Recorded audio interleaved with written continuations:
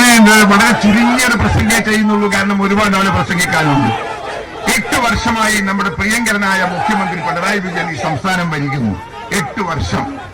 8 വർഷത്തിനിടക്ക് 13,50,000 സ്ത്രീകളെ ബലാത്സംഗം ചെയ്ത FIR ഇട്ടിരിക്കുന്നു ഈ സംസ്ഥാനത്ത്.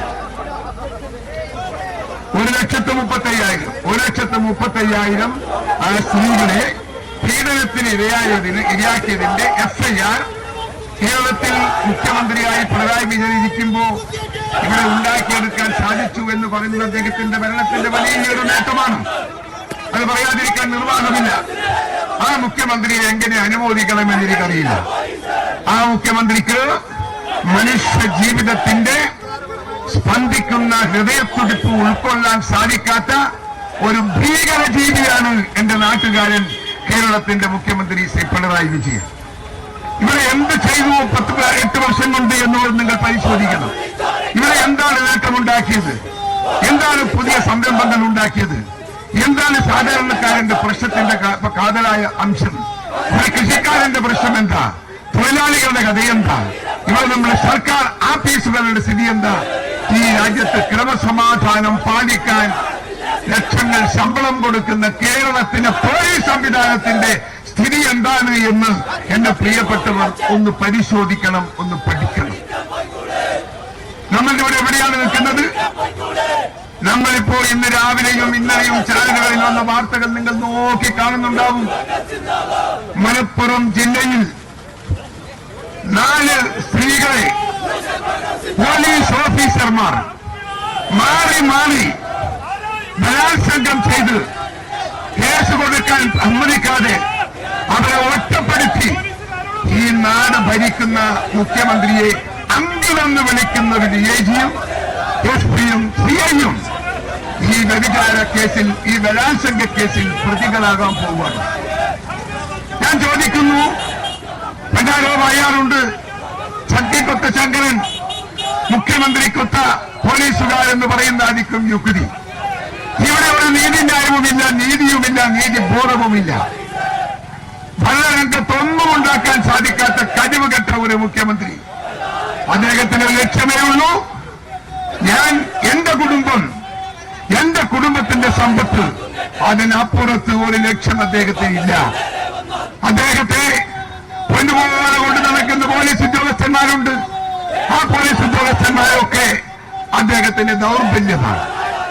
ആ ദൗർബല്യമുള്ളത് കൊണ്ട് തന്നെ അവരെ തെറ്റുകളെ തിരുത്താൻ സാധിക്കാത്ത, കഴിവില്ലാത്ത, നിവൃത്തിയില്ലാത്ത ഒരു മുഖ്യമന്ത്രിയായി 8 വർഷം ഈ സംസ്ഥാനം അവർ ഭരിക്കുന്നു.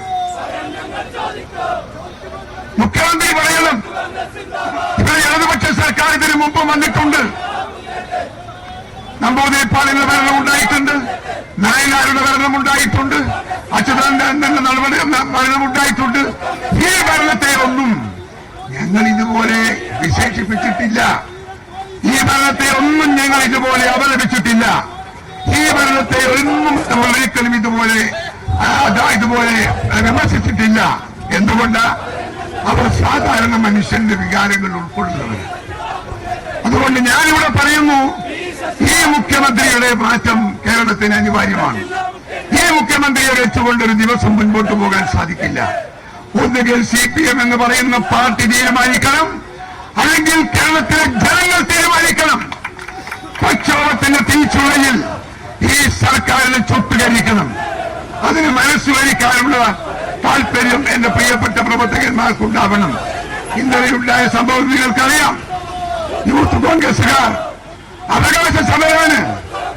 പോലീസിനെ കല്ലെറിഞ്ഞിട്ടില്ല, പോലീസിനെ തെറി വിളിച്ചിട്ടില്ല, പോലീസിനെ തള്ളിയിട്ടില്ല. എന്റെ കുട്ടികളെ, ഒന്നും ചെയ്യാത്ത പാവം കുട്ടികളെ നിരവധി പോലീസുകാർ വളഞ്ഞു വെച്ച് അടിച്ച് തലയും കൈയും കാലും പൊട്ടിച്ച് ആശുപത്രിയിൽ കിടക്കുന്നു. ഈ സർക്കാരിനെ ഭരിക്കാൻ അനുവദിക്കാമോ? ഈ സർക്കാരിനെ ഉൾക്കൊള്ളാൻ സാധിക്കുമോ? പോലീസുകാരുടെ തോന്നിയവാസം, ആ തോന്നിയവാസം തീർക്കാനും മാറ്റാനും പറ്റില്ലെങ്കിൽ രാജിവെച്ചു പോകണം പിണറായി. മക്കൾക്ക് പണമുണ്ടാക്കിയാൽ പോരാ, കുടുംബത്തിന് പണമുണ്ടാക്കിയാൽ പോരാ, ആ ഫലമുണ്ടാക്കുന്നത് നാട്ടിലെ ജനങ്ങൾക്കും വേണം. ജനങ്ങൾക്കും സമാധാനപരമായി ജീവിക്കാനുള്ള അവസരം ഉണ്ടാക്കണം. അതാണ് ഒരു ഭരണാധികാരി. പിണറായി വിജയൻ അതാവില്ല എന്ന് ഇതിനകം കേരളം തെളിയിച്ചിരിക്കുന്നു. അതുകൊണ്ട് തന്നെ രാജിവെക്കാൻ അല്ലെങ്കിൽ അടിച്ച് പുറത്താക്കാൻ കേരളത്തിലെ ജനങ്ങൾ രണ്ടും കൽപ്പിച്ച് രംഗത്തേക്ക് വരുമെന്ന് ഞാൻ പ്രഖ്യാപിക്കുന്നു.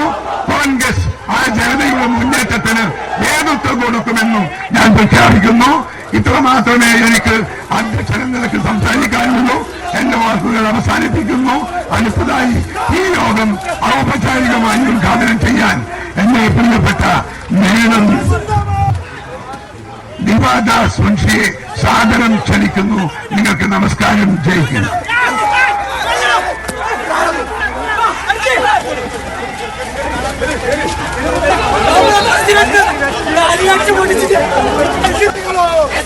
പട്ടികളോ